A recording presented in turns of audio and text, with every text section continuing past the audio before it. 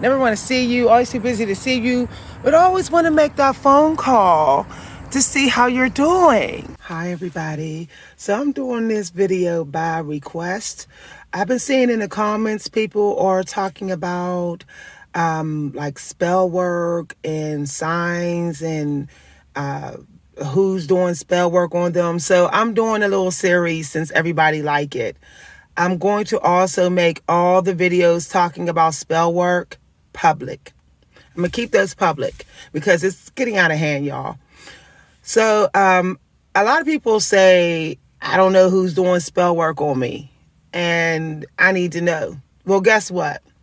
The people who are doing spell work on you are the people who keep on acting like they don't care if you're happy, yet they always want to be around you, or they keep in touch, or they want to stare at you, or they want to give you a little greeting. But as soon as they see you're happy and loving yourself, their energy goes flat or they go cold. Those are the people that's definitely putting spell work on you. The people who don't include you, even though they know you have a lot to offer, even though you are someone who could be beneficial to the family or friendship circle, yet they try to keep you on the outside. Those are the people doing spell work on you. The people who are doing spell work on you is the people that always try to find a way to make you feel not wanted, being nice to everybody that you talk to, but purposely not talking to you, though you know you didn't do nothing to them. Those are the people doing spell work on you. The people who are doing spell work on you are the people who seem like they never want you to get what you've earned. You worked hard for something and you know you deserve it, yet they keep on trying to gaslight you about it or making it like you don't deserve it or trying to stand in your way or block you in some way. Those people are the people doing spell work on you, and they are often doing the spell work on you the worse than everybody else. So let me tell you one more thing. The people who are doing spell work on you are the people who always seem to avoid complimenting you when you know you deserve one. Now, I know that sounds a little arrogant, a little narcissistic, but it's not. Okay? You know when you look good. You know when you had a come up. You know when you are doing better. You know when someone has witnessed an improvement in your life and they notice it, but yet they never say, good job. Those are the people doing spell work on you. Remember, this spell work come in many ways. It's not just Ouija boards and stones and things like that. Sometimes spell work is just the power of the tongue. Some people's psychic powers of speaking is so strong that they can cast a spell on you with just language. I know that sounds like far out there, but never underestimate the energy that comes out of your mouth. Never underestimate that. Energy is coming from all of us, and it's coming out of our mouth. When we speak, we use energy, and energy and feeling is coming out of us. So as a whole, it creates a power, and if it's charged with a negative thought or the feeling is negative, then of course the impact is going to be negative. So those are just some little signs of who's doing the spell work on you. Also, people who are doing the spell work on you are people who also try to come between you and your kids all the time, or people that's always real critical of you. Those are the worst people, because those are the people that want to really make your life miserable, where it seems like you're never good enough, you're never a good enough parent, you're never a good enough worker. Very critical people, like narcissists can be. Even though they may not say it to your face, you can feel they're being critical. See, psychic abilities also allow us the psychic ability of being an empath and feeling can allow us to feel when someone's being critical of us in their mind, when they're not saying it, but they're thinking it. So people that always give off that type of vibration, that they're being critical of you in your face, but not saying it. They might be saying it with their body language, their gestures, their face gestures, their mean mug face, their dirty looks and stuff. or they just give off an energy that they're judging you, and you know it. You trust your intuition. You know that they are, and are judging you negatively. Those are people who are casting the most spells on you. If they would do it around you and not care if you feel that they're doing it to you, being very critical in a negative way, imagine what they're thinking of you when you're not around. They're thinking a lot more negative stuff, because you're not around to sense it or feel it as much as you would if they did it around you. So those people you have to avoid. This is why narcissists are so dangerous, because they hide behind silence, okay? So when they do spell work on you in their mind while they're around you, that's not what they're portraying on the outside.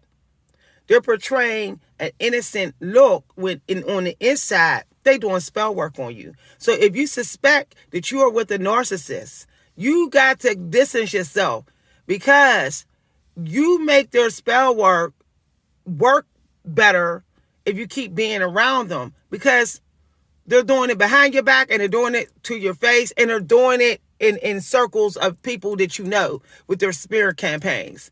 So often a lot of us go through stuff because we have a notorious narcissist that won't stop putting spell work on us in every way that they can. When you feel like you have a notorious narcissist doing that, which they all do, it's better to just wipe the slate clean for a while. Don't deal with nobody for 7 months, since you might not know who it is, and see how your life improves. See if the bad things that was happening to you stop happening. Then you know that you probably have a notorious narcissist, and that's why this bad stuff that was happening to you went on and on and on and on and on and on for months.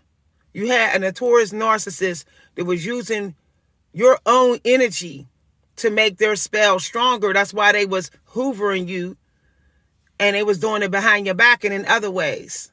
So of course the bad stuff that came from the spell seemed everlasting, seemed like you couldn't stop it. Sometimes you got to do what it says in some of the scriptures. You got to just remove it. Just remove it. I went to a religious spiritual activity at a church, and it was a guest speaker who was a minister. He wasn't of that church, but he was minister there.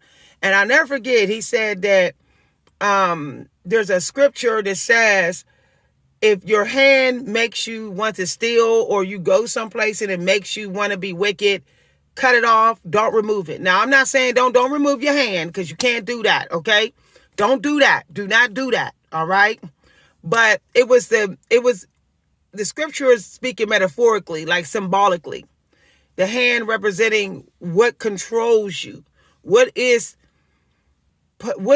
keeps on pulling you into that position or state of mind or behavior that is manifesting the spell work to happen, because you do help it to happen.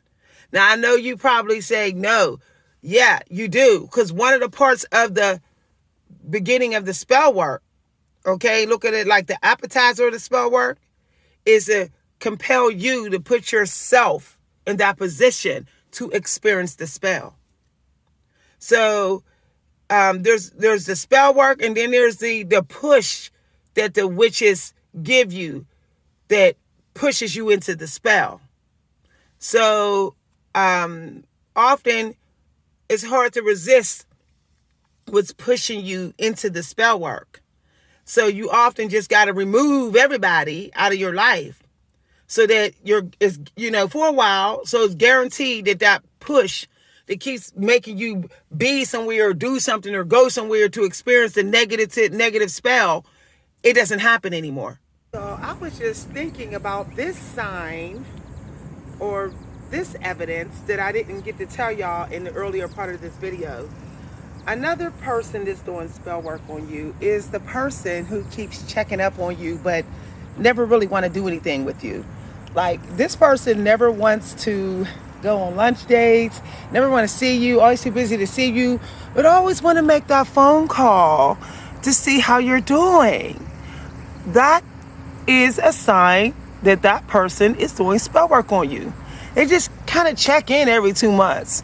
But they don't never make it to any of your events. They don't never like be there for you when you're going through stuff, but they always want to know what's going on with you. I'm going to tell you right now, people don't avoid being with you for no reason while being in your business. It's normally not for a good reason. You don't really need to know specifically who's doing the spell work. You need the spell to be broken. Break it the way you can break it, any way you can that God approves, that's good, that's healthy, in a healthy way. Break it. Okay? But it just got to be broken. If you got to cut everybody off for some years just to get that spell work out of your life, then that's what you got to do. That's what I've done recently.